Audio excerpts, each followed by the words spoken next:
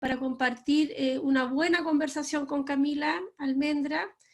Y también quiero recordarles, colegas, que esta semana, mañana, vamos a trabajar con Fredes el tema de juegos colaborativos, ya sean en aulas virtuales o físicas, que ella nos entregó ya el mes pasado, hace 2 meses, un seminario. Lo vamos a repetir y vamos a profundizar algunas herramientas, ya que ha habido mucho interés también de esa área que hoy día se nos está exigiendo. El jueves, que es feriado, vamos a volver a tomar el taller o el seminario de trabajo colaborativo. Aunque es feriado, lo vamos a tomar porque siempre es bueno volver a escuchar y queremos cumplir con nuestra semana de calendario. Y el viernes voy a desarrollar yo el tema de motivación y autoeficacia, que también es un tema que se nos está cayendo con nuestros estudiantes, la motivación, ¿ya? Y con nosotros mismos. ¿Cómo y por qué nos motivamos desde el punto de vista biológico, también social, ¿verdad? ¿Cómo generamos también la motivación con el trabajo y el apoyo de los demás? Así que yo les agradezco. Vamos a continuar nuestras carteleras ininterrumpidamente hasta noviembre. El mes pasado muchos de ustedes saben que no hicimos cartelera, lamentablemente estuvimos de duelo, nos tocó el COVID también a la familia, y fue una situación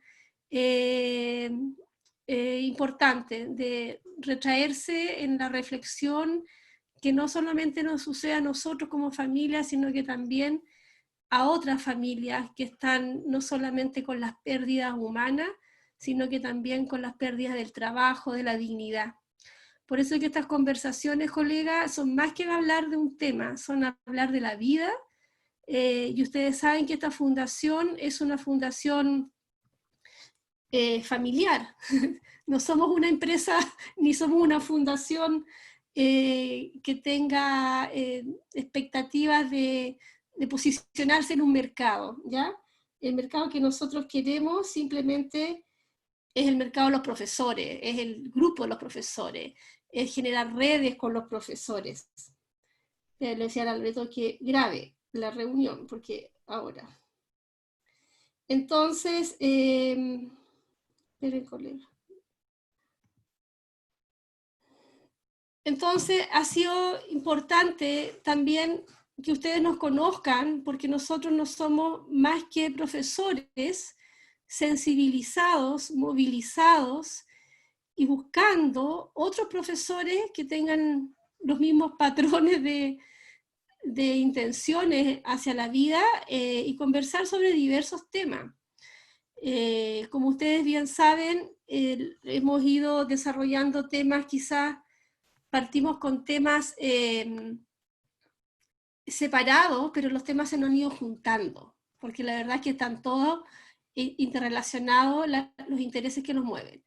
Y por esa razón, colega, es muy importante que ustedes estén aquí. Les damos las gracias y vamos a empezar con Camila. Ustedes ya la conocen, en el mes de junio tuvimos la oportunidad de trabajar con ella. Yo, Cami, he escuchado por lo menos 2 veces tu video, que está en nuestro Facebook, y no dejo de aprender, ¿ya? Porque hay cosas en formas y en fondos, ¿ya? Hay cosas de forma que tienen que ver con los conceptos, que hay una gran cantidad de conceptos que no manejamos los que somos un poco más adultos. Aquí hay chicos más jóvenes también que son para ustedes más fáciles, pero quienes estamos sobre los 50 con una educación muy distinta a la que ustedes han vivido, el género no, es toda una deconstrucción que tenemos que hacer los adultos para comprender de verdad, ¿ya? Y esa comprensión significa hacer un tránsito honesto de cómo me siento yo también con el enfrentar estos nuevos conceptos. Primer lado por los conceptos, que ya son complejos, ¿verdad? Pero detrás de esos conceptos está el trato de una persona, está el reconocimiento y la validación de una persona que es totalmente distinta a mí y que es tan válida como mi vida, ¿ya?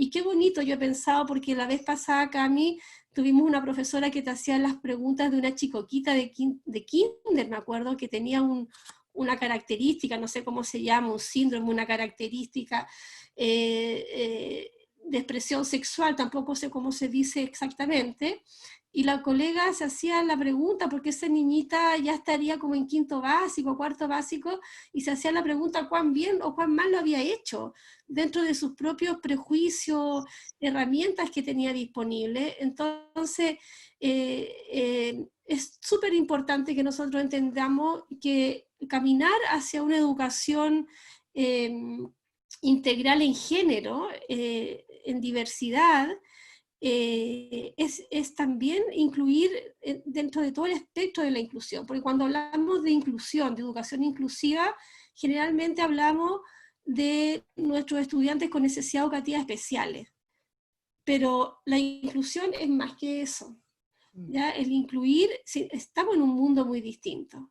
Entonces yo creo que este tema ustedes también socialícenlo con sus colegas, inviten, vamos a seguir trabajando con Cami, el próximo mes vamos a dar ya a lo mejor un avance, un paso más, vamos a profundizar, pero yo quiero que con Camila estemos todo el año hablando del tema de género, exploremos en nuestras comunidades qué es lo que sucede y llevemos este tema que todavía no se ha abierto la puerta, tenemos la puerta junta, hay que empujarla para abrir, ¿ya?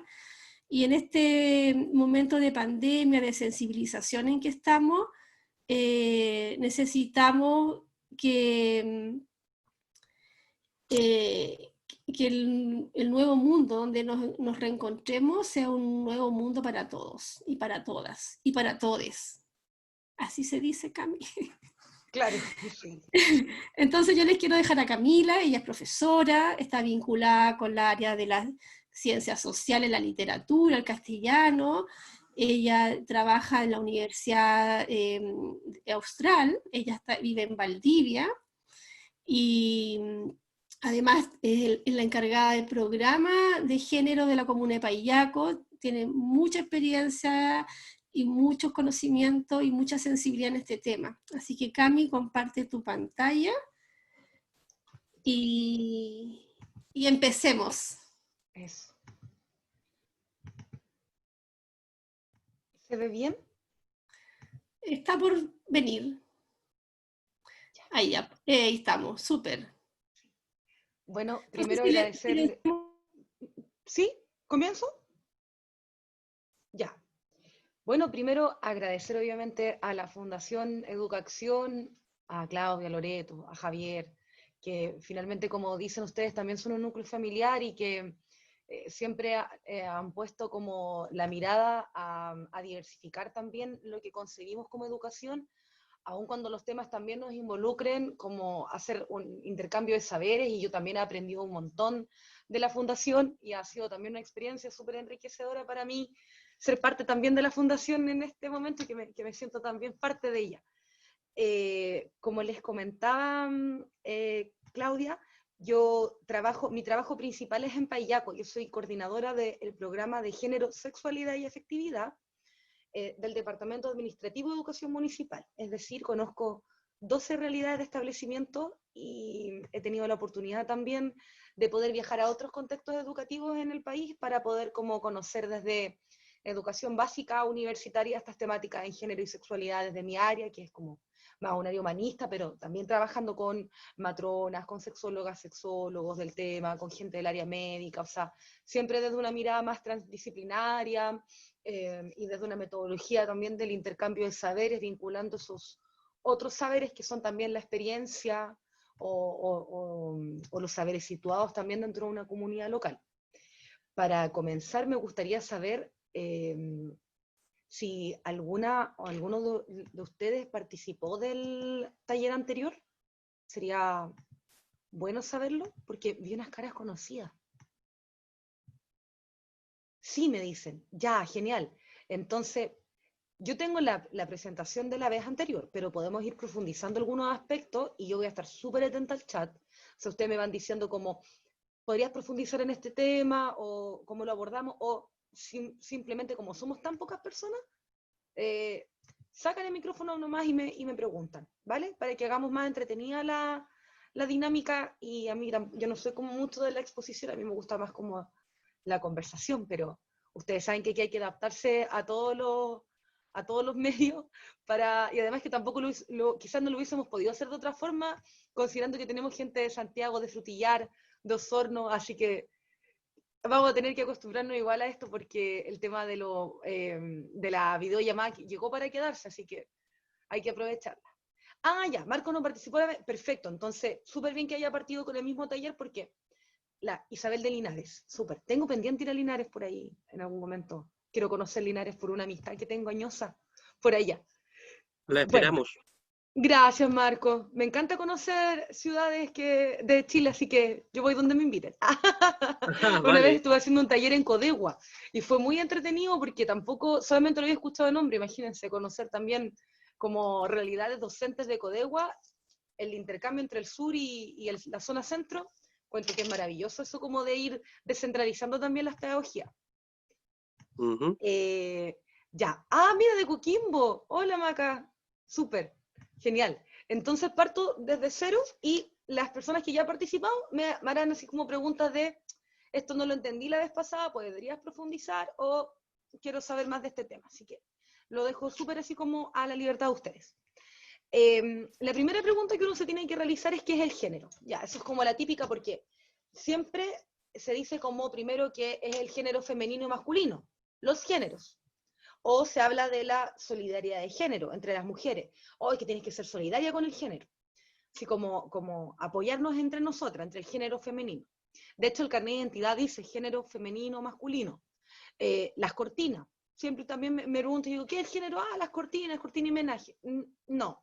Tampoco en este caso nos vamos a referir a las cortinas, ni tampoco a las mujeres solamente, o esta defensa de este género, ni tampoco a la igualdad de sexos, ni la igualdad de género. Porque el género como tal, como término, es para quienes hacemos los estudios de género, es una categoría.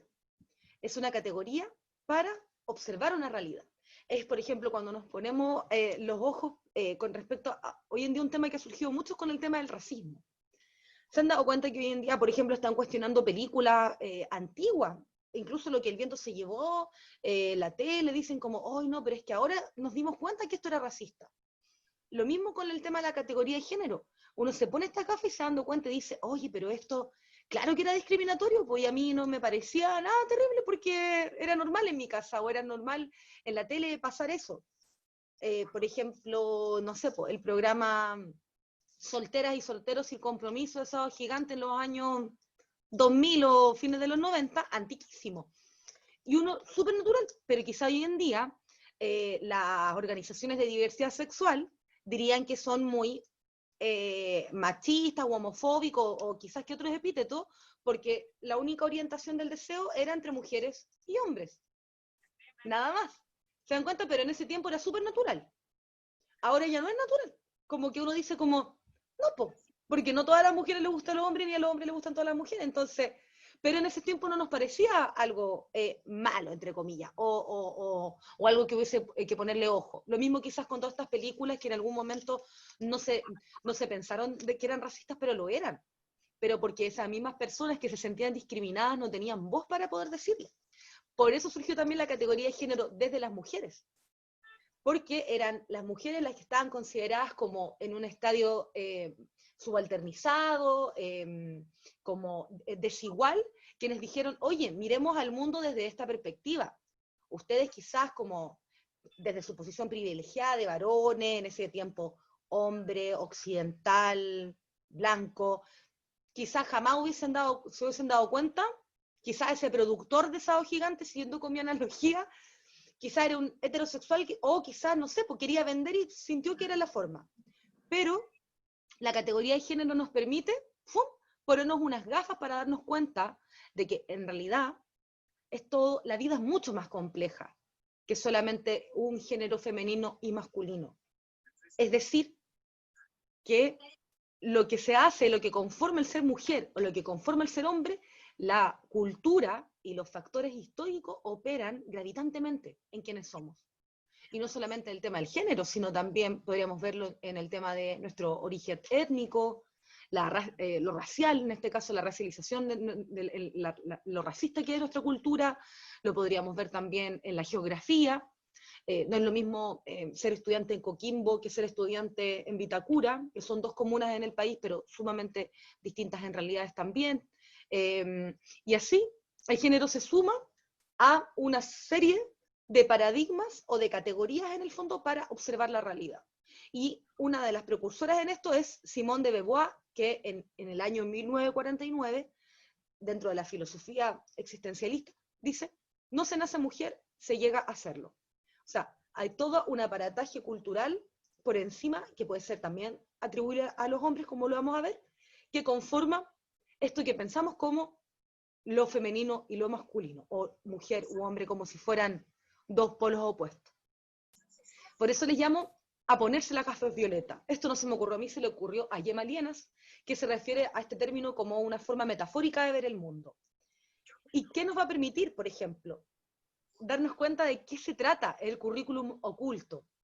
Es decir, todas aquellas cosas que pasan dentro de los fenómenos educativos que no están dentro de los planes, de los planes y programas, o no están dentro de las planificaciones, no están dentro de mis instrumentos de gestión, dícese PME, PI, todas las siglas.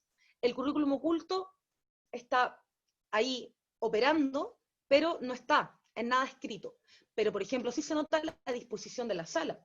Yo recuerdo haber ido a una escuela rural con una población mapuche fuerte y con una Barbie de 2 metros como princesa de fomento lector. ¿Qué imagen le damos a las niñas, por supuesto, si les demostramos que esa belleza, la belleza de una niña o una mujer rubia, blanca, que yo creo que ni siquiera le alcanzaba el útero, porque su cintura era una cintura como imposible. Entonces, claro, era compleja la imagen que le estaban entregando a las niñas de primera infancia, que a partir de lo que ven, lo asumen también rápidamente sin quizás generar un pensamiento crítico como el que hoy día podemos conversar entre nosotras, nosotros y nosotres. Lo mismo con respecto al tema de los chicos. ¿Ustedes vieron, alguien, si me puede contar por chat o por acá, vieron Billy Elliot? Una película, o me hacen así, ¿vieron Billy Elliot? Se las recomiendo 100%, se las voy a después dejar anotar, se las voy a anotar en el chat. Es preciosa. Y bueno, es un niño que quería ser bailarín y era justamente como de una época como de principios del siglo XX, como una novela, o sea, una película actual, que podría ser perfectamente actual. Y claro, pero un niño que se crió en un ámbito, un papá así súper como represivo emocionalmente, muy machos todos. Es súper buena, sí. Bacán que la hayas visto. Entonces, claro, ahí nos permite darnos cuenta cómo se configura una masculinidad distinta a otra, pero cómo a él también le cuesta como expresar y decir, ¿sabes qué? Me gusta la danza, pero ¿puedo tener un amigo homosexual y no serlo? ¿O puedo ser homosexual o no? Eso no importa. Lo que importa es que me gusta bailar. Y eso no me hace ser ni mujer, ni femenino, ni nada. O sea, yo soy quien soy, pero me gusta bailar. Pero eso es todo un tema todavía en los establecimientos. O sea, yo creo que ustedes se imaginarán también de que, por ejemplo, el día del alumno son generalmente las chicas las que bailan. O de repente son niñas pequeñas las que bailan canciones con letras súper hipersexualizadas para su edad. No sé, unas niñas de quinto básico bailando sin pijama, como esa canción de Nati Natacha con Becky G, creo.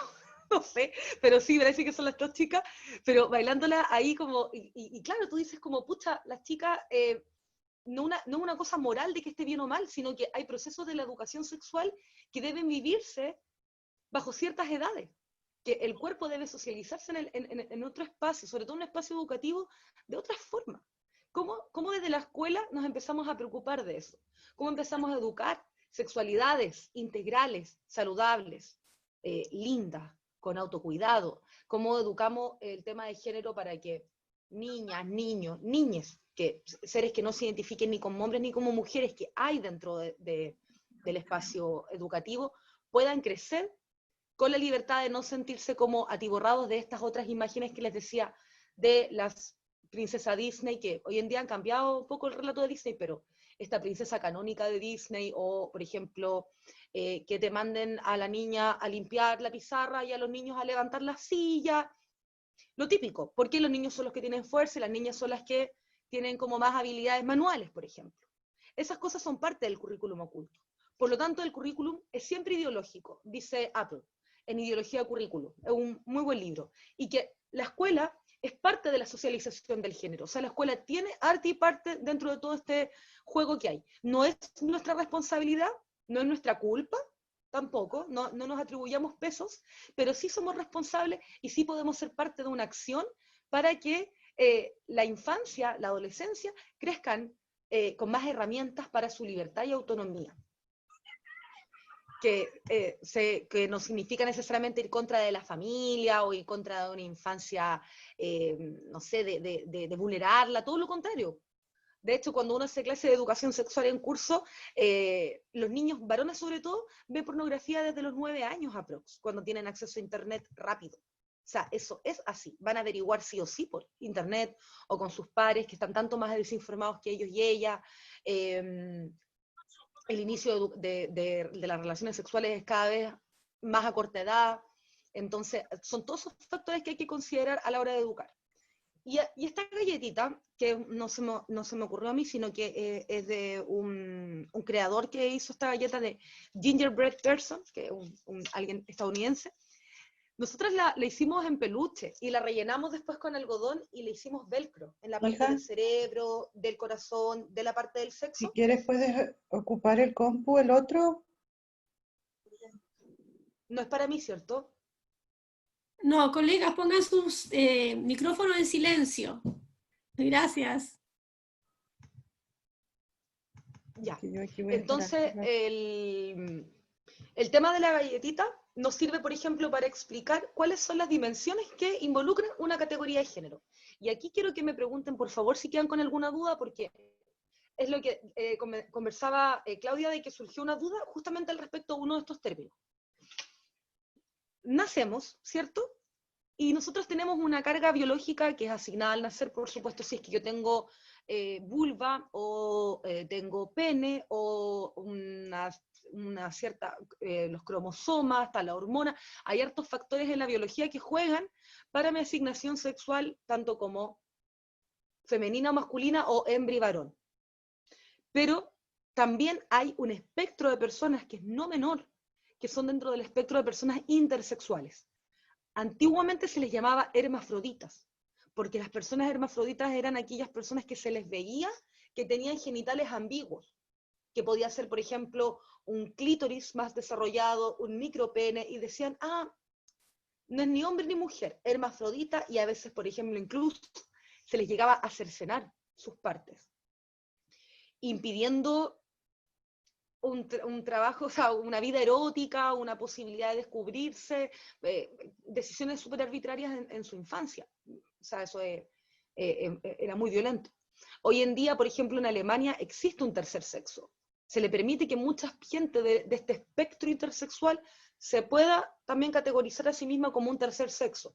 Y aquí sexo me refiero a la parte que está ahí en la galletita donde dice sexo, o sea, la parte, nos referimos a lo genital, a lo de cromosomas. También hay síndromes que donde viene pubertades tardías y donde hay un cierto como variabilidad también dentro de cromosomática, también pertenecen al espectro intersexual. Es decir, no hay un cuerpo intersexual, son espectros, son posibilidades que están fuera del binarismo de lo que se concibe como hembra-varón.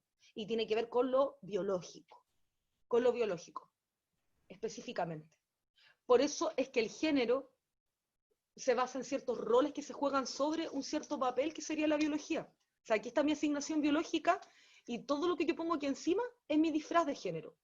Porque yo puedo ser un cuerpo intersexual y me dijeron, ya, pero tiene más carga hormonal de hembra, por lo tanto le vamos a poner un nombre de mujer. Pero resulta que yo a la mitad de mi vida me doy cuenta que en realidad yo me pienso como hombre. Ahí la biología está jugando otro juego, te asigna, pero finalmente el género es como yo me decido para a mí misma identificar, es una identidad. Por eso es que se habla de la identidad este género, cómo yo me pienso. Porque acá, por ejemplo, puede estar Claudia, puedo estar yo, nosotras no podemos decir somos mujeres, pero tú nos ves y somos distintas, y a lo mejor nuestras cargas de estrógeno y progesterona son distintas. A lo mejor una tiene más testosterona que la otra, entonces sobre esa biología hay todo un sistema que opera, pero el género finalmente se basaría en una identidad que se asume en primera infancia. Yo me pienso como mujer, yo me pienso como hombre, o me hicieron pensarme como tal. Y ahí es donde está la población trans. Por ejemplo, yo nazco asignada como sexo femenino, hembra, pero yo me pienso como hombre. O sea, soy transgénero. Así nace la población transgénero, como término. Nazco también con pene, pero me pienso como mujer. Soy chica trans. Soy mujer, solo que tengo pene. Ahora, me puedo operar, me puedo poner hormonas, eso ya va a depender de mí. No. Lo mismo la gente intersexual, tú a veces puedes ver en la calle a alguien intersexual y no vas a saber tampoco si es intersexual o no. Porque hoy en día, admitámoslo, o sea, el género además también se puede valer de un montón de otras cosas. Que maquillaje ocupo, que ropa, que peinado, es un disfraz. Por eso es que es muy interesante eso, porque a lo largo, en otras culturas han habido incluso más de un género. Entonces también tiene que ver con concepciones occidentales. Y la población queer, que aparece ahí en identidad de género en la parte del cerebro, donde dice queer, Q-U-E-E, es una palabra en inglés para decir como torcido. Entonces, esa población en Estados Unidos que como que tenía un look que no se veía ni como hombre ni como mujer, dijeron, ¿ustedes me dicen torcido? Sí, lo soy. Soy queer. ¿Y qué personaje queer en nuestra historia chilena conocemos? Fácilmente podríamos decir que nuestro escritor Pedro Lemebel, escritor chileno, que ahora va a haber una película de él, tenía una identidad súper queer. O sea, cuando hizo todas estas performances de las yeguas del apocalipsis, cuando entró a la Universidad de Chile arriba de un caballo, desnudo con Francisco Casas en una performance, en sus libros, se habla a sí mismo de mariquita, como que siempre juega con ese rol, como de estar ahí, como llamarse a sí misma la Pedra, por ejemplo, jugaba mucho con este disfraz. Pedro Lemebel no es un escritor tan conocido pese a lo gran escritor que es. Si es que no lo han leído, por favor, les invito a conocerlo, además que ahora que va a salir probablemente una película, se va a hacer re famoso. Yo creo que con la película ahora, quienes no lo conozcan, quizás se van a motivar. Tiene una escritura muy, muy sensible. Eso sería con la identidad con respecto al sexo. Ahora bien, la orientación, donde está ahí el corazoncito, tiene que ver con quién me gusta. A veces, por ejemplo, alguien nos puede gustar, pero quizás no nos vamos a involucrar sexualmente con esa persona, pero sí nos atrae eróticamente, o emocionalmente, o espiritualmente. Por eso es que la orientación sexual todas se presentan como flechitas, ¿cierto? Que aparecen flechas, porque son espectros, son líneas, son continuos. Yo puedo estar, por ejemplo, hay muchos niños, por ejemplo, que tienen, que no sé, si es el campeón de la casa, ¿cómo va a decir que es homosexual? Es difícil, pero quizá un par de años después se va de su casa, conoce otras personas y finalmente decide salir del closet. Entonces su orientación sexual cambia, ¿no es cierto? Desde chico fue el campeón heterosexual, a lo mejor hasta tuvo novia. Y luego a partir del tiempo, ¡pum!, dijo que era homosexual. Por eso es que Ricky Martin fue el gran duelo de nuestras mamás. Las mamás juraban que Ricky Martin era como un sex symbol, que se podía casar con cualquier mujer de cualquier lugar. Y claro, cuando dijo que era homosexual, ninguna lo podía creer, porque claro, la orientación sexual no tiene que ver con cómo se ve alguien, sino con lo que uno siente. Y uno puede observar personas, pero corazones no, eso no lo sabe.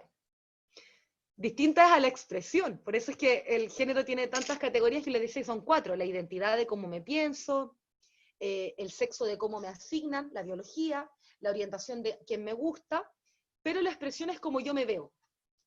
Esto es muy gracioso porque realmente tiene que ver con cómo tú te vistes, cómo te ven, los prejuicios. Por ejemplo, si yo ocupo el pelo corto, quizás antiguamente me hubiesen dicho que yo era muy amachada, Hoy en día ya no es tema usar el pelo corto, o que las mujeres usen pantalones. Antiguamente, incluso hubo mujeres en Chile que se fueron detenidas, presas por usar pantalones en protesta. Los hombres. O sea, ahora que están las camisas hawaianas de moda, antiguamente jamás hubiesen usado camisas con flores, era de gay o de palabras peores. Hoy en día tú vas al retail y compras camisas hawaianas. La expresión de género tiene que ver con cómo te ves, pero como también cómo te lee la gente, cómo te leen los prejuicios, cómo te lee la sociedad. Por ejemplo, ¿ustedes tienen estudiantes que les gusten los cantantes de pop coreano? ¿O ustedes mismos? ¿Sí? Ya, el pop coreano que está súper de moda, las mamás y papás dicen, no, pero estos son súper afeminados. Y las chicas dicen, no, pues que a mí me parece lo más masculino Mi Príncipe Azul. Las niñas, les encantan los cantantes de K-pop y los encuentran súper masculinos, dentro de la concepción actual de lo que es masculinidad. Y ahí, ¿cómo cambia esto a lo largo de la historia? ¿Cómo cambia a lo largo de la cultura? Por ejemplo, si yo voy a Arabia Saudita, probablemente no voy a ser tan femenina porque ando así, po. Me van a detener y me van a poner un velo al toque y ahí van a decir, claro, ahí sí, po, ahí es más femenina. Se está ateniendo lo que se espera de ella como mujer. Entonces, claro que es súper variante la expresión. Tiene que ver mucho con nuestros prejuicios, con cómo miramos el mundo. Ahí, tengo algunos mensajes de chat. Me encantó porque mucha gente vio Billy Elliot. Yo la vi hace poco, y eso que me habían dicho que la vea. Acá está el chat.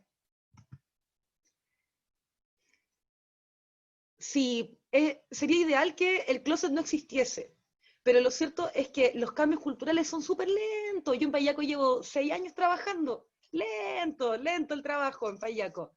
Imagínense, somos el único programa en Chile que trabajamos este tema y aún así el trabajo es lento.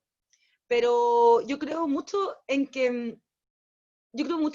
una pedagogía para el amor, como trabajando esto desde los derechos humanos, desde los derechos sexuales y reproductivos, como de decir, ¿sabes qué? Independiente de nuestras propias ideologías o nuestras propias creencias, aquí hay un dato que es no menor. Estudiantes de diversidad sexual tienen mayores tasas de suicidio que estudiantes heterosexuales. Las niñas que viven violencia intrafamiliar, que son adultas ya, probablemente vivieron violencia en el pololeo. Probablemente vivieron violencia, incluso abuso sexual infantil. Entonces, si podemos evitar todos estos pasos para la tristeza, yo creo que nosotros como docentes tenemos que estar un poquito más a la vanguardia de los temas y también contribuir a la familia, aunque uno incluso te digan, no sé, pues yo claramente no sé, pues obviamente me enfrento a apoderadas que son mayores en edad que yo, pero la conversación es súper positiva en el sentido de que ven que el estudiantado recibe muy bien estos temas. Muy bien, les gusta mucho saber de esto, porque también les da herramientas para la vida. Chile es un país en un vasto mundo. Yo les contara un poco de, por ejemplo, están en India, hay un tercer género que se llama los Isra, que vienen de la diosa Manuchatara hace como 5.000 años. Y es un tercer género que pueden bendecir a un bebé o un matrimonio, o pueden maldecir. O sea, son como otra casta. No sé si casta, pero son como otro estadio, otro género. Y acá es incomprensible Isra. Se escribe con H-I-J-R-A, Isra. Pero también está, por ejemplo, en los zapotecas en México, los muxes. Y hay un reportaje de los muxes súper interesante. Se escribe muxes, M-U-X-E-S, muxes. También son un tercer género en México. Y claro, se visten con ropas de mujeres, son hombres muy femeninos, pero dicen, nosotros no somos ni homosexuales ni mujeres, somos muxes, porque somos de este lugar del mundo y tenemos esta forma de vida. Incomprensible para un ojo de acá chileno occidental, de más que sí. Pero por eso es que el mundo es demasiado amplio para que uno pueda pensar que lo puede catalogar todo. Lo que sí uno puede hacer es tener sensibilidad a los derechos humanos y decir, Mushe, tú eres una persona igual que yo. Mereces, si eres mi estudiante, voy a intentar que no te hagan bullying. O sea, como básico, ¿no? Yo creo como sensibilizarse ante eso, quizás si un docente o una docente hace la diferencia en un establecimiento, puede ayudar a toda una generación de estudiantes a crecer mejor, o incluso evitar temas tan tristes como lo que es el tema de la salud mental, en riesgo que tenemos en nuestro país. Sí, Fundación Todo Mejora es una fundación que ha hecho estudios al respecto con salud mental y diversidad sexual, que es también mi dato. Pero bueno, cuando hemos visto este tema desde el 2017 con el estallido de las chicas en la universidad, este movimiento feminista bien fuerte que se dio, decían en unas pancartas, educación no sexista. ¿A qué nos referimos con el sexismo? Y es que el sexismo es esta división que, observando la galletita, ¿cierto? Como que la sociedad dice hay solamente dos formas de ser, hombre y mujer, y dos formas de, o sea, hay una forma de sentir deseo, que es la heterosexual, o sea, hacia el sexo opuesto. Y en base a eso, construye una verdad en los medios de comunicación, en las políticas, etc. Les cuento, por ejemplo, que el Centro de la Mujer, que es este centro que atiende a mujeres víctimas de violencia intrafamiliar en contexto de pareja del CERNAMEC, solo atiende a violencia heterosexual, hombres que agreden a mujeres. Pero, por ejemplo, mujeres lesbianas que viven violencia en contexto de pareja no tienen dónde ir. Lo mismo con respecto a la violencia entre hombres, parejas homosexuales. Mira, aquí la Connie, voy a compartir algo. Dice que real eso de que un o una solo docente puede hacer la diferencia. Yo tuve una profesora que en la media nos hablaba de feminismo y nos hacía leer el MBL y realmente nos cambió la vida. Linda esa colega, ¿viste? Ahí está. Marcos dice, esto hoy es muy relevante, así es como una pregunta clave en el portafolio de evaluación docente. Marcos, ¿sabes cuántos profesores se me acercan a fin de año a preguntarme la pregunta de evaluación docente cuando uno todo el año ha tratado de trabajar este tema para que cuando llegue la pregunta de la evaluación docente ya sepan qué responder?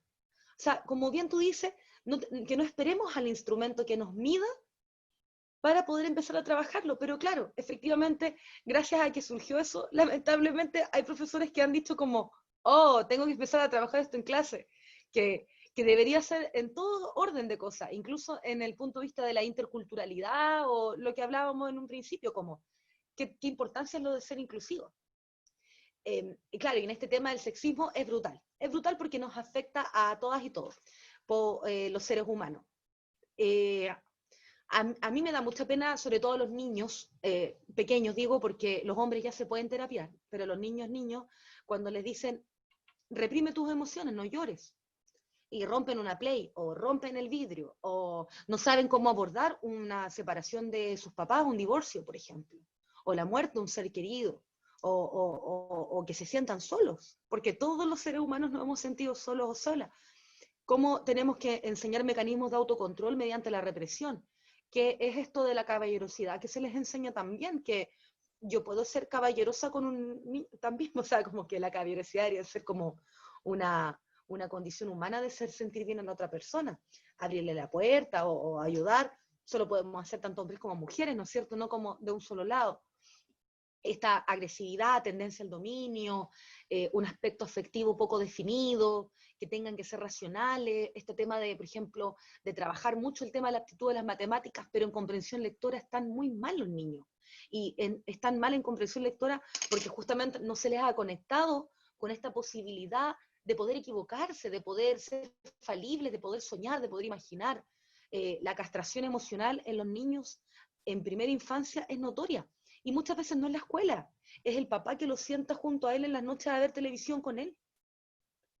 Yo lo he visto en los trabajos curriculares que he hecho con ellos, como de darme cuenta de los imaginarios, y claro, muchas cosas las aprenden en la televisión, en las conversaciones, en los chistes doble sentido que les enseñan, como en esta socialización del niño rudo, desde pequeño, de ser valientes, de ser eficaces, de amar al riesgo y de ser objetivos.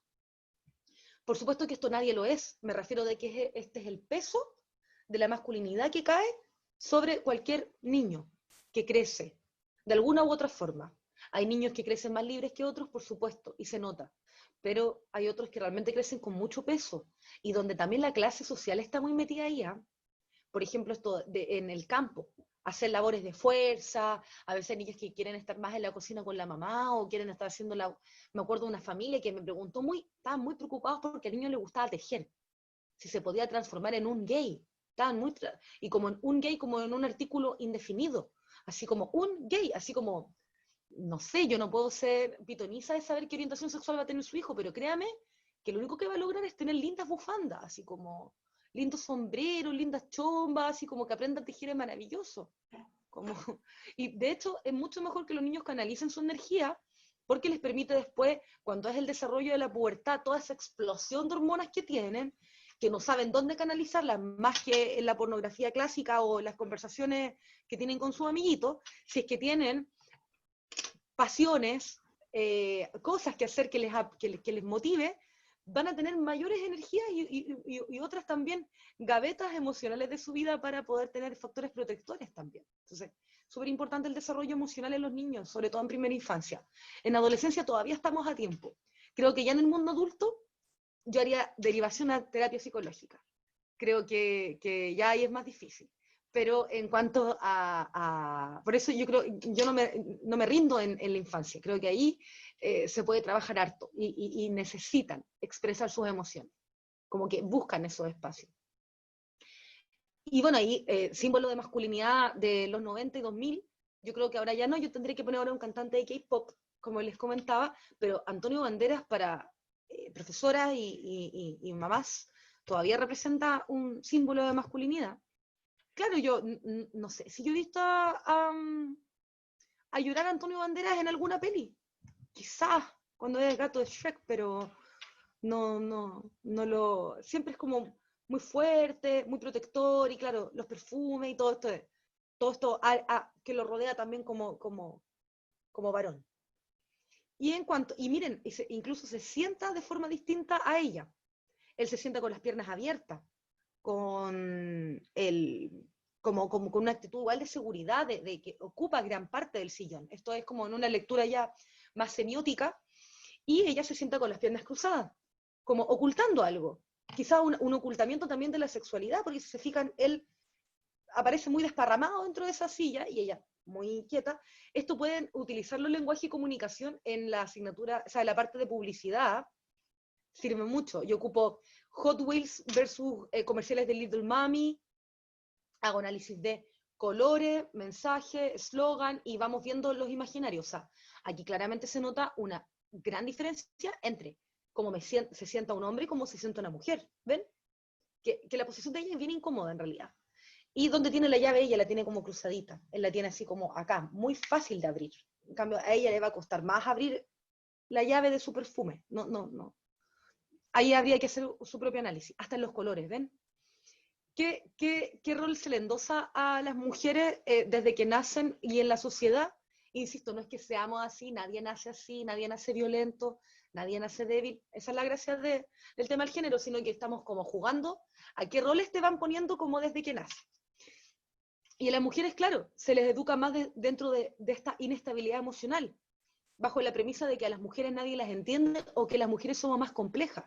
Nuestro cerebro tiene emociones más complejas, unas cuestiones bien pseudociencias, bien chistosas en realidad, porque como que fuera un cerebro rosado y un cerebro azul, y caminan así como la pitufina y el pitufo, no, pero no, en realidad nuestras diferencias son más complejas de ser hombre o mujer. Entonces, claro, que las mujeres son más frívolas, que si nos juntamos entre todas vamos a cotorrear y vamos a hacer bolsa a la que está en la otra esquina, porque nacemos como con un gen de competencia, como que queremos siempre estar compitiendo con la otra, que trabajar con puras mujeres, terrible, terrible trabajar entre puras mujeres, o que somos más intuitivas, que tenemos la intuición femenina. Hay hombres que son sumamente intuitivos también, o que somos más miedosas. Claro, que por lo tanto también podríamos ser más dependientes, más sumisas, que nos guste un hombre que nos proteja, que siempre estamos como en carencia que siempre necesitamos a alguien que nos rescate, o siempre somos las niñas o las esposas de. Bueno, la historia del sexismo en torno a las mujeres quizás es mucho más claro en torno a lo que ha sido, pero lo mismo el tema del instinto maternal. Claro, los animales tenemos instinto de supervivencia, instinto de protección, pero no todas las mujeres nacemos con un instinto maternal. Ojo, porque no todas las mujeres van o vamos a ser mamás en algún momento de nuestra vida. Y el tema de la maternidad obligatoria también es uno de los elementos. Recordemos que antiguamente las mujeres también eran medidas según su capacidad de casabilidad. Hija, se te va a pasar el tren.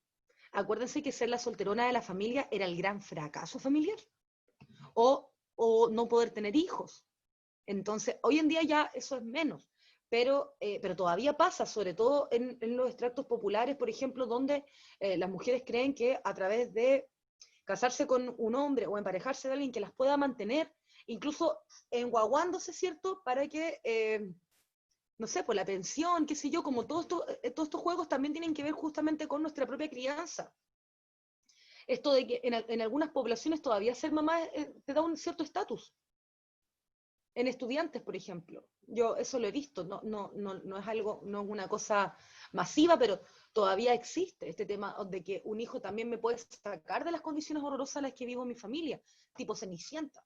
Entonces, y lo otro, ¿por qué las mujeres quizás podemos llegar a ser tan crueles entre nosotras o competitivas? Es justamente, claro, porque como estamos dentro de toda esta historia de violencia, de memoria genética también de violencia, o sea, mi cuerpo tiene albergada esa violencia que vivió mi madre, mi bisabuela, mi abuela, de, no sé, de maternidades quizás infelices o de violencias, qué sé yo, que había que cada una ver eso en su propio linaje para poder sanarlo y no repetir ciertas pautas y para darse cuenta que la que está al lado mío no es mi competencia, es otro ser humano nomás, que nació mujer y que nació y le hicieron mujer igual que yo nomás, pero que no me va a quitar a alguien o que constituye cierta amenaza, no sé, pero eso pasa también porque nos criaron con una autoestima súper baja, con una autoestima súper basada en torno a cómo nos vemos, a cómo nos valida un otro, y ojalá una otra autoridad y ojalá una otra autoridad masculinizada.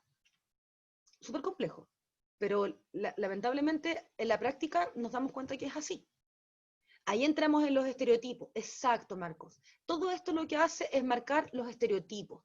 A partir de todo este imaginario sexista, va surgiendo el arquetipo de la princesa en apuros, va surgiendo el arquetipo del príncipe azul, va surgiendo el arquetipo también del macho que no sufre, ¿me entiendes? O sea, de todo esto, de todo este juego también que hay dentro, detrás, que produce mucha infelicidad, y también que nosotros también nos vemos aprisionados por estos arquetipos, ¿no? Como de tener que hacerme autónoma o autónoma independiente de estas opresiones que nos van cargando encima. Son relatos finalmente históricos, que responden a una sociedad determinada, pero se refuerzan también justamente por los medios de comunicación y la cultura en la que nos vivimos. Yanara dice, y también porque aún existe discriminación dentro del feminismo, ya sea racial, económica, etc. Efectivamente, estos temas, los temas de género, han sido muy abordados también dentro quizás de un grupo de mujeres feministas blancas universitarias, de un cierto lenguaje común, encriptado muchas veces que uno no entiende todos los términos. Por eso yo también como que parto también hablando como desde nuestros lenguajes comunes, porque como bien tú dices, yo tampoco puedo como hacer como una bandera de liberar a otra persona. ¿Por qué? Primero tengo que conocer en qué realidad se ve inserta, tal como tú dices, el tema económico. Le digo, ¿sabes qué? Sal de ahí. Claro, pero ¿y qué pasa si ella depende económicamente de él? Y tienen el tipo, no sé, por el sujeto que la agrede, boletea y ella no tiene cómo corroborar el tema del ingreso, no tiene redes, no es tan fácil. A veces los discursos superan la realidad, entonces, como bien tú dices, aquí hay que aplicar pedagogía, aquí hay que aplicar empatía, hay que aplicar escucha activa, humildad y sobre todo también aprender de la otra persona, de su propia experiencia de resiliencia. Sí, te encuentro mucha razón. O sea, la variable económica también opera, y las mujeres racializadas, por ejemplo, cómo yo hago este taller a mujeres, no sé, haitianas, por ejemplo, o en lengua de señas. Son desafíos que tenemos que irnos planteando. Sí. Acá está lo que yo les iba a decir. Mi Camila del pasado lo visualizó. Acá están Isra y Muches, los que les comentaba. Entonces, si el sexo es construido más o menos socialmente también, la mayoría de las personas entiende que el sexo es algo biológico inmutable, pero ya nos dimos cuenta que si, por ejemplo, un niño, niña, nace intersexual, los que les comentaba antiguamente que los podían cercenar, hoy en día todavía existe la ablación femenina. En muchos lugares del mundo, a niñas, cuando ya alcanzan la etapa de la pubertad, les cortan el clítoris. ¿Sabían?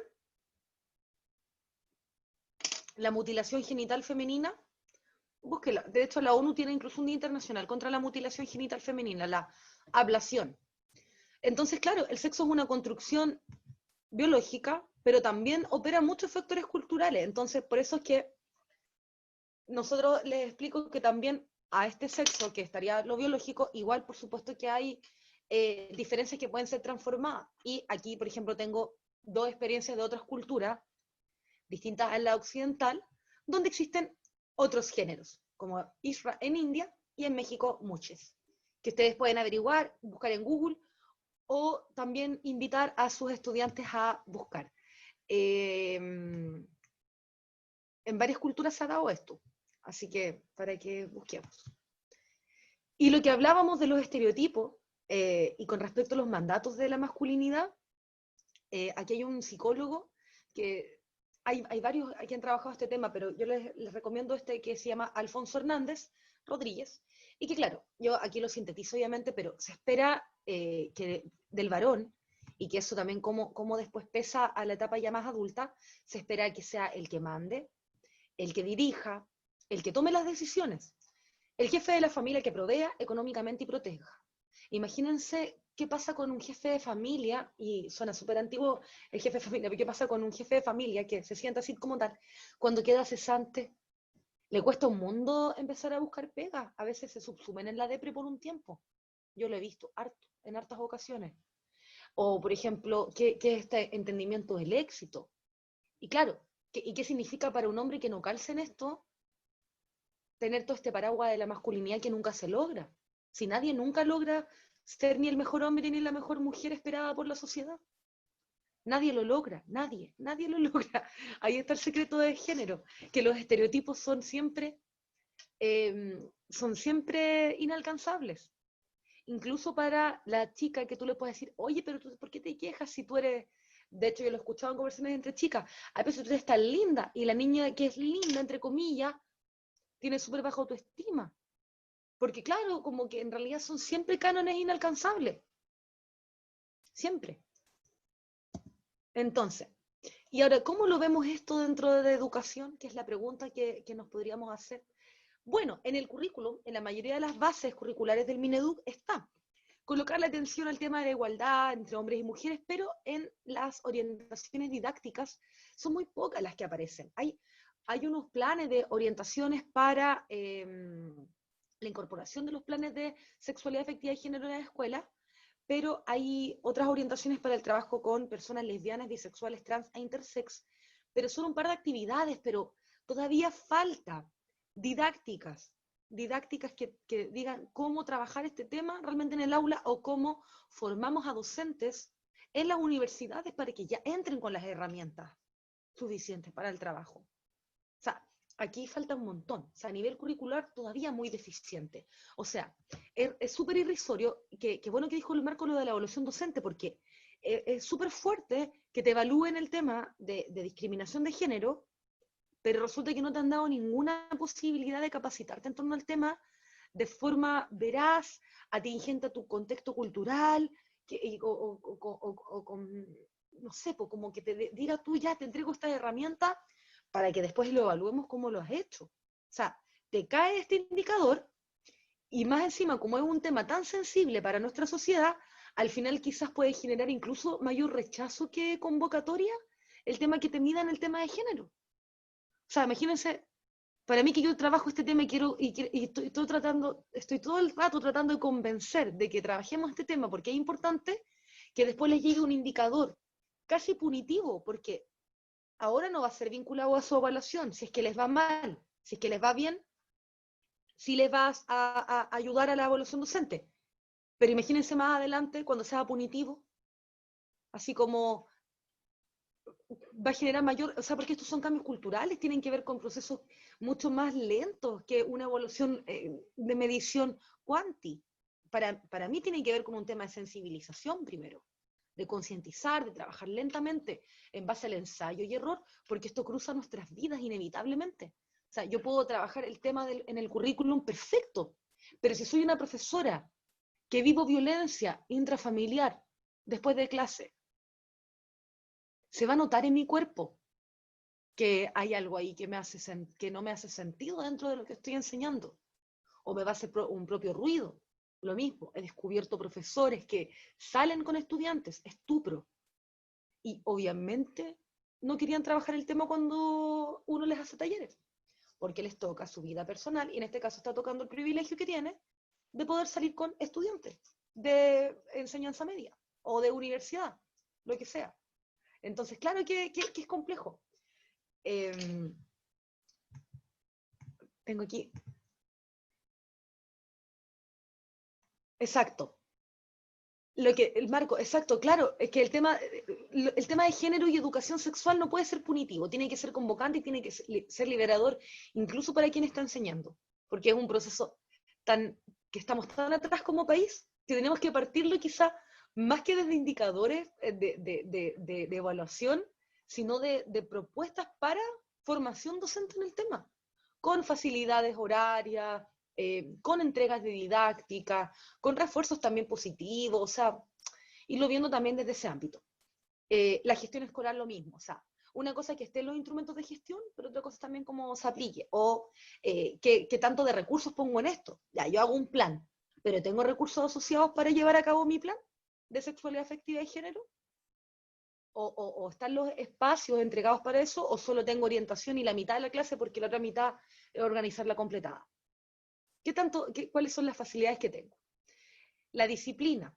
¿Obligamos a los estudiantes, no sé, a las estudiantes a usar falda? ¿Cómo hacemos con respecto al tema de la disciplina, con respecto al tema de la sexualidad o de las riñas?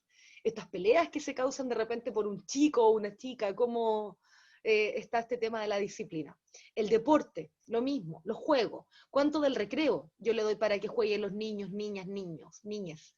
Los niños ocupan todo el patio con la pelota y las niñas están en la esquina esperando que no les llegue el rebote, o se propician juegos mixtos, o se propician como ir jugando también e ir equiparando la cosa. No sé, hay que ir dándose cuenta de eso porque las tasas de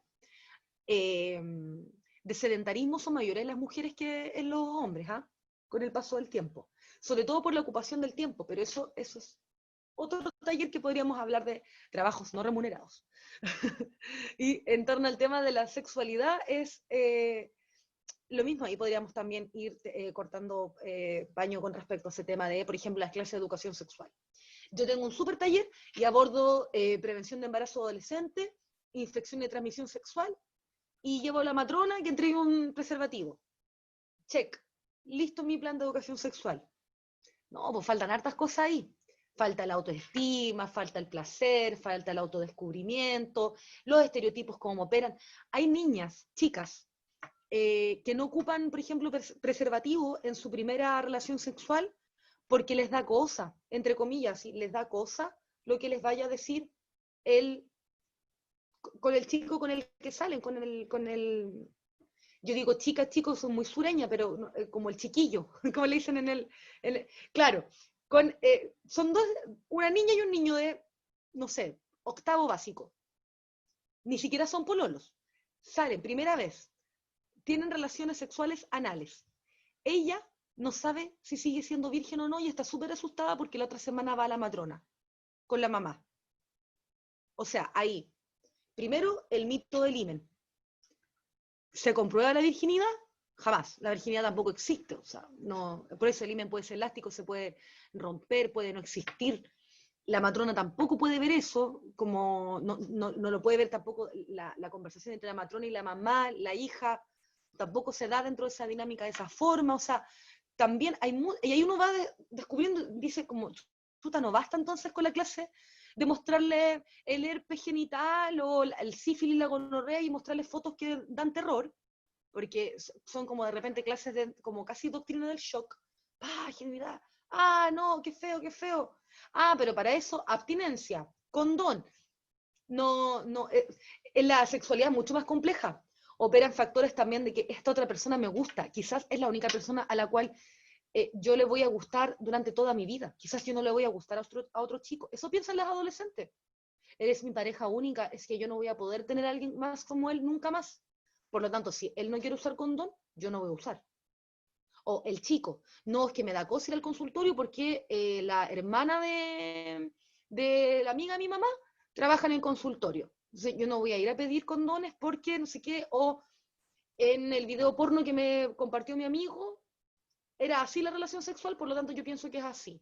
Sin cariño, sin goce, sin tratar a la otra persona como una persona, sino como un objeto. Entonces, todo eso en un plan de educación sexual hay que trabajarlo. Por eso la sexualidad opera tanto con el afecto. Está indisociado el género, la sexualidad y la afectividad. Son como tres patitas que están juntas. La relación entre docentes y estudiantes, como no, y la relación entre pares, por supuesto. O sea, también hay que trabajar entre el cuerpo docente, cómo nos tratamos entre nosotros y nosotras. Tremendo desafío. Por eso no basta con medir si es que se trabaja el índice en un portafolio. Es más complejo que todo eso.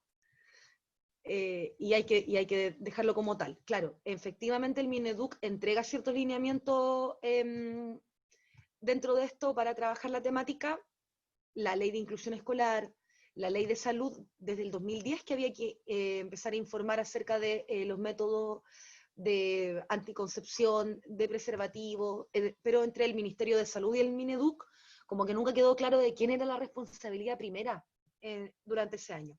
Esta ley ha quedado como media en ascuas.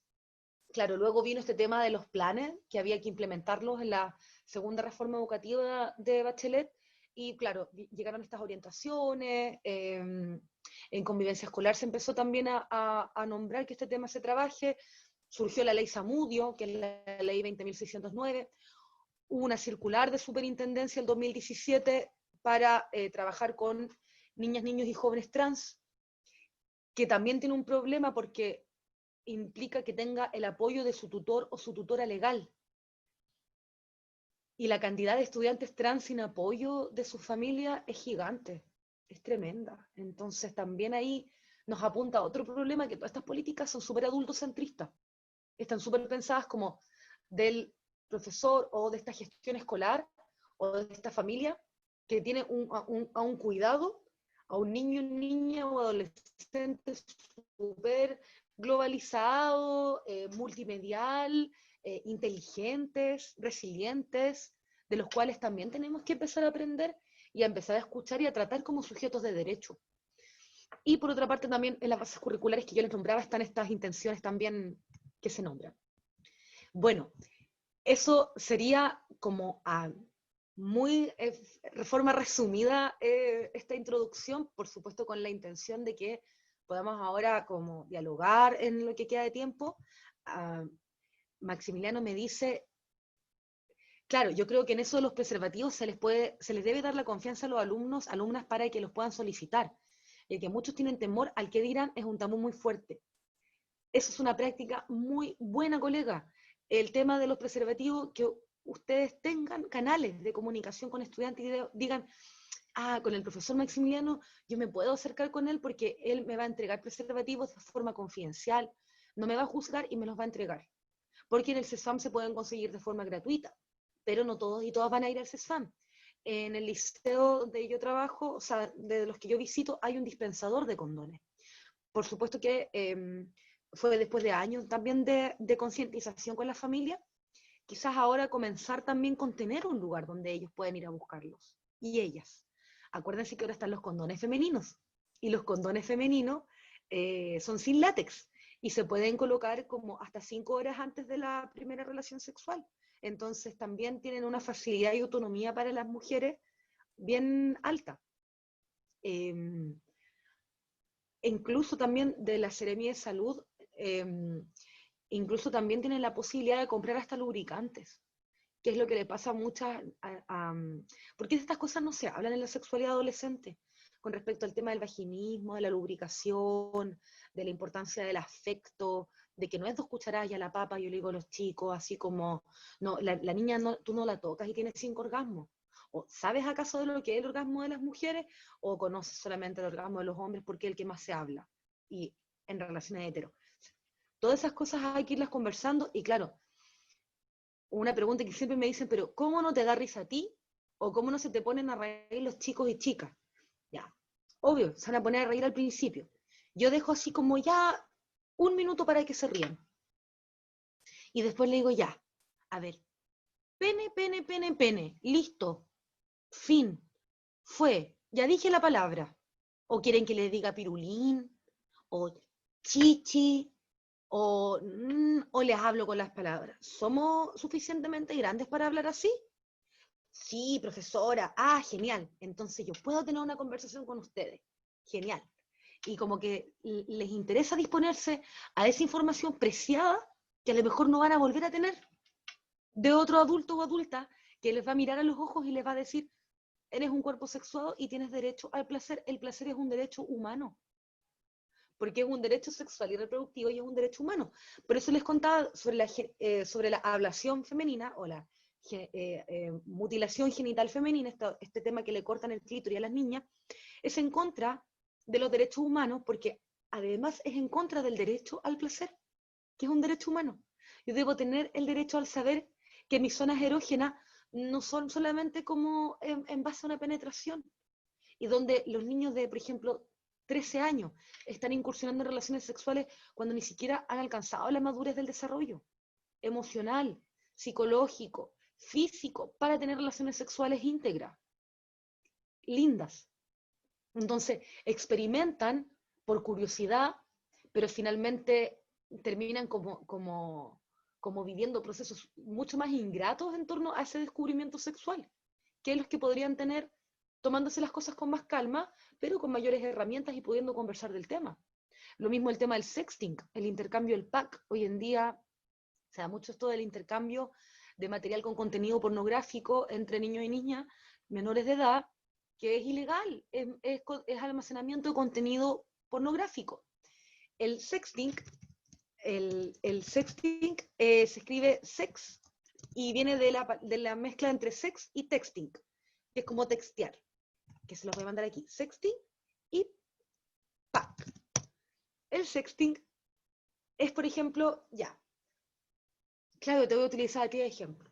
Tú le enviaste fotos a alguien en contenido sexual, ¿cierto? Y que puede ser de tu cuello para abajo, con tu rostro, lo mismo. Puede ser que estés con ropa interior o que se te vea alguna parte de tu cuerpo, pero con contenido sexual. Ese es el pack tuyo. Yo le envío a alguien que a lo mejor ni siquiera conozco, pero se intercambian nuestros packs. Puede ser por plata, puede ser gratis, da lo mismo. Tu pack, quizás hasta dónde llegó, incluso puede haber llegado hasta el colegio donde tú eres estudiante. Lo que le pasó a una niña, que ella envió una foto a un chico que conoció de otro establecimiento y por el pack la foto le terminó rebotando y le llegó a ella. Y aquí vemos los estereotipos de género y todo. ¿Cómo la acogieron sus compañeras mujeres? Adivinen. No, amiga, estamos contigo. ¿De dónde? O sea, ella llegó al baño, su nombre, ella era una chica octavo básico, una niña.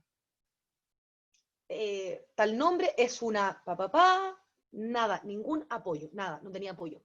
No, ese colegio era, bueno, en esos tiempos era particular subvencionado, no tenía manual de convivencia escolar, nada, nada, sí, todo mal. Esa niña quedó así desprovista. Pero resulta que, claro, se fueron a juicio y este chico, la familia, tuvo que finalmente hacer una retribución, no sé si fue económica o de qué tipo, pero porque era almacenar contenido pornográfico de menores. Entonces, súper importante concientizar que siendo menores de edad, no solo está el riesgo de que tu foto la vinculen hacia el resto, sino que además es pornografía infantil. Y de repente las niñas me dicen, tía, yo me hice un Instagram y me envió, me agregó un caballero de Egipto y me envió tal cosa. A ver, le dije, pero tu Instagram primero, ¿es privado? No, lo tenía abierto, no sabía ni cómo hacerlo privado. La mamá, papá, abuelo o abuela no tienen ni idea ni cómo usar Instagram, por lo tanto no tenían ni idea qué fotos subía la chica. Entonces, claro, efectivamente, lo legal, el marco legal es importante para que empecemos también a educar sobre el tema de las herramientas digitales, de cómo también justamente este tema de la sexualidad, ¿por qué envían fotos? ¿Por qué se necesita una validación de un otro con respecto a un cuerpo? ¿Por qué este cuerpo debe exponerse a estos riesgos siendo menores de edad? Ya una mujer adulta o un hombre adulto ya verá lo que hace, ya eso ya es cuanto, también sabe los riesgos que se expone, pero nosotros, nuestro foco ahí está en menores de edad, aunque en todo caso este tema del sexting ha sido bien fuerte, porque se ha dado harto también de que de repente incluso te ponen en relaciones casuales sexuales, ponen cámaras y luego como que a mujeres les ha pasado y que se han dado cuenta que las grababan y que después han difundido sus imágenes, que hoy en día el internet está mucho más movido en ese sentido, pero claro, lamentablemente la mayoría de estos casos son que le suceden a niñas, y lo mismo el ciberbullying. El ciberbullying, la tasa mayor de personas que viven ciberbullying son niñas, mujeres adolescentes niñas, y asociados a términos que refieren a lo que sea, pelo, peso, persona con la que estás, me caes bien, me caes mal, y entonces, claro, este tema hablando del tema del bullying, del ciberbullying, eso no lo prevenimos, por ejemplo, como haciendo como la conversación de la mediación entre el matón y a quien le hizo el bullying. ¿Se acuerdan de esa cuestión como muy antigua, donde se sentaban a las otras dos personas y se le hacían dar la mano? Como que aquí hay toda una sociedad que es indolente y que permite también eso. Hay toda una concientización social que hay que hacer en torno a este tema. Y claro, es recurrente efectivamente que los chicos se compartan entre sus compañeros hombres los packs de las compañeras. Exacto, Constanza. Yo he escuchado de niñas que se han tenido que cambiar de sus establecimientos por eso, porque su pack se liberó. Y a veces los profesores se enteraron o nunca se enteraron, o se enteraron años después. Entonces, claro, estos temas cruzan género, cruzan afectividad, y que hay que enseñar a que los niños no sean unos desleales, y que las niñas también se protejan y no lo hagan nomás. Entonces, claro. Camila, Sí. sí, yo creo que dentro de todo lo que tú estás conversando, que hay tantas cosas que son transversales, todos los que somos profesores o estamos trabajando en el aula como psicólogos o el profesional que esté, hoy día tiene que interactuar con un sujeto, con una persona, con un ser humano, ¿verdad? Y ese ser humano tiene características no solamente sexuales, intelectuales, de todo su espectro humano como humano. Y yo creo que lo que tú nos has comentado aquí hoy día es tan importante porque desde el punto de vista emocional, nosotros dijiste algo súper fuerte, somos bien castradores.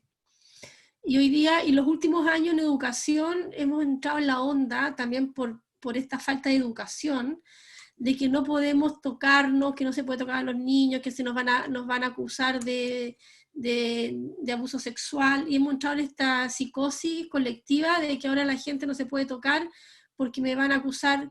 Yo creo que todos entendemos cómo expresamos nuestras emociones, y cuando hay una intención, y a los niños tenemos que enseñarle a identificar las intenciones de los afectos, ¿ya?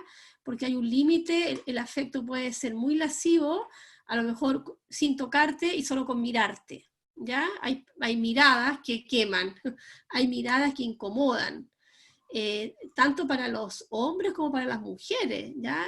Eso hoy día no vamos a diferenciarlo. Quizás en nuestra cultura siempre hemos estado como acostumbrados a que los hombres tengan esa mirada lasciva que te desnuda, pero también existe con las mujeres. Y yo creo que la educación emocional en su conjunto de expresiones y de contacto humano que tenemos que enseñarle a los niños, está su desarrollo sexual saludable, como cualquier otro aspecto de su vida. Entonces, cuando tú hablas de las emociones y cuando tú hablas de el saber respetarse, nosotros tenemos mucha tarea que hacer ahí, en la escuela, mucha tarea, porque nosotros hemos puesto debajo de la alfombra todos estos temas. Hemos puesto debajo de la alfombra las emociones.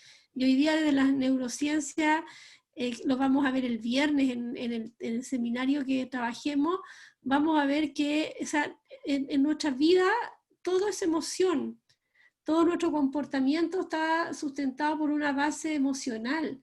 Por lo tanto, tenemos que empezar a abordar estos temas y mirar al sujeto como un sujeto integral, a todos nosotros, no solamente a los estudiantes, a nuestros compañeros, a nuestros hijos, a nuestros amigos, porque siempre estamos con mucho prejuicio, siempre esta categorización de las personas: eres linda, eres flaca, eres morena, eres rubia, eres alta, eres regia, eres top, eres, no sé, eres inteligente. Siempre nos estamos como poniendo esos estereotipos que decía Marco. Y hoy día tenemos que educar para un mundo distinto. O sea, el coronavirus nos vino a poner la guinda a la torta, decir, ¿sabes qué? Lo están haciendo re mal y hay que buscar otras líneas de educación. Y yo creo que estamos en el punto preciso. No sé si alguien quiere hacer alguna pregunta o contar alguna experiencia o participar de algún comentario.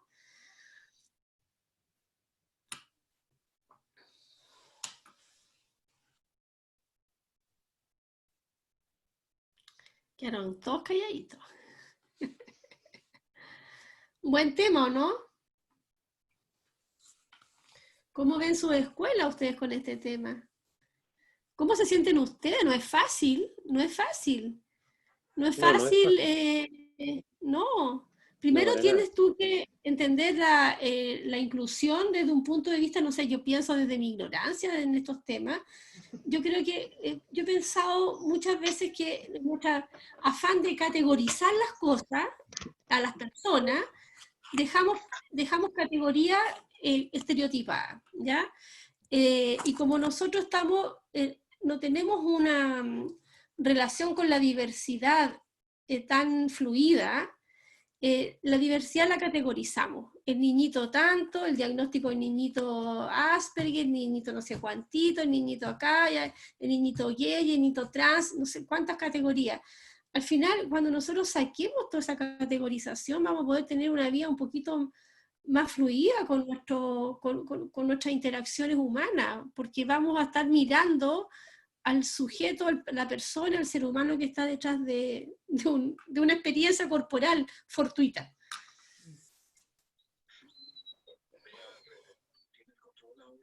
Sí, voy a comentar. Si bien estamos insertos en un sistema educativo, que es lo primordial en este caso, está tan academizado que nos enfocamos solamente en eso y, como bien dice Claudia, dejamos de lado y vamos escondiendo todo este tiempo todo lo que tiene que ver con la emoción, con el sentir del otro, solo con el hecho de ser un ser humano. Nos enfocamos tanto en la asignatura, en matemática, en lenguaje, en el aprendizaje, que claramente es importante porque trabajamos para ello, pero dejamos de lado también al ser humano como centro de atención. Y ahora, justamente con esto de la pandemia, nos damos cuenta de eso, estamos súper como, no sé, no sabemos cómo sobrellevarlo, cómo apoyar a los niños en este contexto, tanto emocionalmente, porque tienen que estar ellos bien para poder aprender todo lo académico. Y es ahí donde se ve que hemos fallado durante mucho tiempo. En la casa. Catherine, ¿querías decir algo? Sí, yo quería hacer un comentario referente a lo que hablábamos anteriormente, de la importancia del conocimiento de la sexualidad en los niños, y me trajo a la memoria cuando estudiaba, hablando hace unos 12 años atrás, 13 años atrás más o menos, que tenía una compañera que a los 17 años ella todavía creía, porque su mamá le dijo que los bebés nacían por la boca. Ella juraba que las huevas se tenían por la boca. Con 17 años, y estoy hablando del año 2007, 2008 más o menos, que ya se supone que estamos un poquitito más avanzados, y ella todavía en esos años ya creía y juraba porque su mamá siempre le dijo que las bebés nacían por la boca. y ella juraba que su boca se iba a abrir tan grande, entonces ella estaba muy asustada porque ella no quería ser mamá, no quería vivir esa experiencia, le decía a su mamá que cómo ella pudo hacerlo, no sé, y la mamá le daba una explicación que la convencía de que eso era así. Y nosotros le contamos en la escuela que en realidad no era así, le explicamos cómo era, mi mamá trabajaba con maternidad y paternidad adolescente en esos años, entonces yo sabía mucha información que mi mamá me entregaba y daba unas cartillas, entregaba herramientas a los colegios de básica, séptimo y octavo, después fueron a los colegios de media, entonces había harta información referente a las transmisiones sexuales, a los preservativos y cuántas cosas uno se podía cuidar, y había muchos que no tenían esa información, entonces yo considero que es algo muy importante que deberíamos verlo o reflejar hoy en día en los colegios y a nuestros niños. También recuerdo que tuve un chico cuando hacía catequesis familiar, que él toda su vida él fue una niña, toda su vida fue una niña. Y hoy en día ya han pasado muchos años y él está haciendo todos los trámites para operarse y convertirse en niño. Y él es muy feliz y donde estábamos nosotros por suerte nunca fue discriminado, al menos en el contexto donde estábamos nosotros, pero en su escuela sí. Era muy discriminado, lo trataba muy mal, lo pasó muy mal, pero a él le llamaba mucho la atención el tema de la peluquería. Entonces, tía, yo te puedo arreglar el pelo, tía, te peino acá, te hago una trenza aquí, te hago acá, que no sé qué. Era muy entretenido. Y hoy en día él está con su tía trabajando en eso. Trabaja en peluquería con su tía y esperando ya que pase toda la pandemia para poder operar. Qué bien. Si al final lo que uno quiere es la felicidad nomás, porque todos merecemos, como dice la Cami, derechos humanos. Si no tenemos que pensar en otra cosa más que ver a nuestros sujetos como sujetos de derechos, los niños, los adolescentes y nosotros mismos. Bueno, colegas queridos, Cami, el próximo mes tendremos otro tema relacionado con lo mismo. Los vamos a invitar, difúndanla a sus compañeros. Yo creo que es un bonito, a quien sea, a la familia, si quieren, traigan a